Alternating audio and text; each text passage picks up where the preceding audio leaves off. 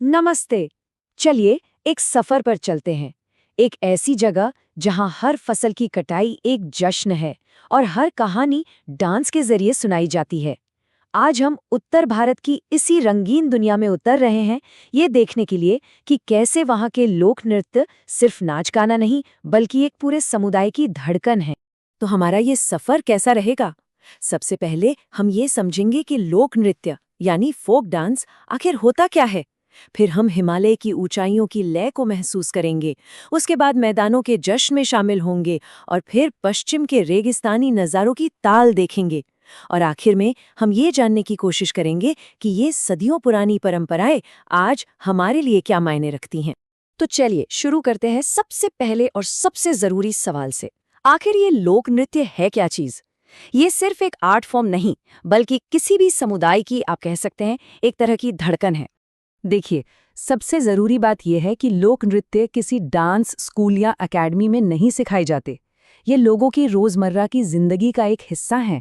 ये वो पारंपरिक डांस हैं जो एक पीढ़ी से दूसरी पीढ़ी तक पहुंचते हैं और खासकर तब किए जाते हैं जब सब मिलकर खुशी मनाते हैं, जैसे फसल कटने पर, शादियों में या फिर त्योहारों पर। तो फिर लोक नृत्य और शास्त्रीय नृत्य में मोटा मोटा फर्क क्या है? देखिए, लोक नृत्य का मतलब है सबका साथ। ये एक कम्युनिटी का अनुभव है। इसके स्टेप्स भी अक्सर सिंपल होते हैं ताकि कोई भी इसमें शामिल हो सके। वहीं दूसरी तरफ जो क्लासिकल डांस होता है वो एक बहुत ही अनुशासित कला है, जिसके अपने कड़े नियम और तकनीक होती है और इसे अक्सर स्टेज पर परफॉर्मेंस के लिए तैयार किया जाता है। तो अब जब हम बेसिक बातें समझ गए हैं, तो चलिए अपने सफर का पहला कदम उठाते हैं। हमारा पहला पड़ाव है उत्तर भारत की शान, शक्तिशाली हिमालय। देखते हैं कि पहाड़ों की इन चोटियों पर जिंदगी की लय कैसी होती है। जम्मू और कश्मीर की खूबसूरत वादियों में रोफ और दुम्हाल जैसे नृत्य वहां की संस्कृति और आध्यात्मिकता को दिखाते हैं। एक तरफ जहां कश्मीरी महिलाएं रोफ में एक दूसरे के सामने कतारें बनाकर नाचती हैं, वहीं दूसरी ओर दुम्हाल है, जो वट्टल जनजाति के पुरुषों का एक भक्ति नृत्य है और ये अक्सर सूफी संतों की दरगाहों पर देखने को मिलता है। अब थोड़ा पूर्व की तरफ लद्दाख की ओर चलते हैं, जहां की ठंडी साफ हवाओं में बौद्ध परंपराओं की गहरी गूंज है। यहाँ जाबरो जैसे कम्युनिटी डांस लोगों को एक साथ लाते हैं, तो वहीं छम नृत्य तो एक अद्भुत नज़ारा है। जरा सोचिए, बौद्ध भिक्षु रंग बिरंगे मुखौटे पहनकर बुरी आत्माओं को दूर भगाने के लिए नाच रहे हैं। और हाँ, यहाँ एक बहुत ही दिलचस्प फैक्ट है। लद्दाख का ये जो शोंडोल नृत्य है, इसके नाम सबसे बड़े लद्दाखी डांस परफॉर्मेंस के लिए एक गिनेस वर्ल्ड रिकॉर्ड है। ये बात दिखाती है कि कैसे ये स्थानीय परंपराएं अब ग्लोबल स्टेज पर भी अपनी पहचान बना रही हैं। हिमाचल प्रदेश में हमें थोड़ा नृत्य देखने को मिलता है, और ये सिर्फ एक डांस नहीं बल्कि एक मार्शल आर्ट भी है। सोचिए जरा, दो टीमें धनुष और बाण के साथ लय में एक दूसरे का सामना कर रही हैं। ये कला और युद्ध का एक बहुत ही अनोखा संगम है। चलिए, अब पहाड़ों की ठंडी हवाओं को अलविदा कहते हैं और उतरते हैं भारत के दिल में, यानी उत्तरी मैदानों में। यहाँ की मिट्टी उपजाऊ है और यहाँ के नृत्य, यहाँ की खेती और यहाँ के जश्न की कहानी सुनाते हैं। और जब हम मैदानों की बात करते हैं तो जाहिर है सबसे पहले पंजाब का जिक्र आता है। और पंजाब मतलब दुनिया भर में मशहूर भांगड़ा। ये ढोल के जोरदार थाप पर किए जाने वाला एक जोशीला डांस है, जो असल में फसल कटाई की खुशी का जश्न है।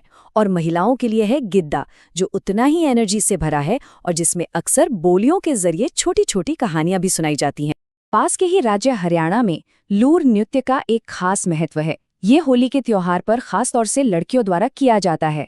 और पता है सबसे मजेदार बात क्या है? हरियाणा के कुछ इलाकों में लूर शब्द का मतलब ही लड़की होता है। तो ये डांस अपने नाम से ही अपनी पहचान बताता है। उत्तर प्रदेश में तो लोक परंपराएं कहानी सुनाने का एक बेहतरीन जरिया बन जाती हैं। रासलीला में राधा और कृष्ण की प्रेम कहानियों को डांस के जरिए जिंदा किया जाता है। वहीं नौटंकी एक तरह का फोक ओपेरा है, जिसमें म्यूजिक और डांस के जरिए पुरानी कथाओं से लेकर सामाजिक मुद्दों तक पर बात की जाती है। अब हम अपने सफर के आखिरी पड़ाव पर हैं, पश्चिम भारत। ये वो इलाका है जहां रेगिस्तान की रेत और समंदर की लहरें मिलती हैं, और यहाँ के डांस भी उतने ही रंगीन और शानदार हैं। राजस्थान तो आप जानते ही हैं, रंगों और परंपराओं का खजाना है। यहाँ एक तरफ घूमर का वो सुंदर घेरा है, तो दूसरी तरफ कालबेलिया का वो मंत्रमुग्ध कर देने वाला सर्प नृत्य। ये डांस सपेरा जनजाति की महिलाएं करती हैं और उनके शरीर की लचक और हरकतें सच में कोबरा की तरह लगती हैं। कालबेलिया नृत्य का महत्व इतना है कि साल 2010 में यूनेस्को ने इसे मानवता की अमूर्त सांस्कृतिक विरासत का दर्जा दिया। ये इस बात का सबूत है कि हमारी ये स्थानीय कलाएं पूरी दुनिया के लिए कितनी कीमती हैं। अच्छा, गुजरात की बात हो और गरबा डांडिया की गूंज ना सुनाई दे, ऐसा तो हो ही नहीं सकता। नवरात्रि के 9 दिनों में पूरा राज्य गरबा और डांडिया रास की एनर्जी से भर जाता है। और डांडिया में जो रंगीन डंडियां इस्तेमाल होती हैं, वो सिर्फ ताल के लिए नहीं है, बल्कि वे देवी दुर्गा और राक्षस महिषासुर के बीच हुए युद्ध का प्रतीक हैं। और अंत में महाराष्ट्र। यहाँ लावनी अपनी दमदार कहानी और ढोलकी की तेज थाप के लिए जानी जाती है। वहीं कोली नृत्य यहाँ के मछुआरा समुदाय की जिंदगी को दिखाता है।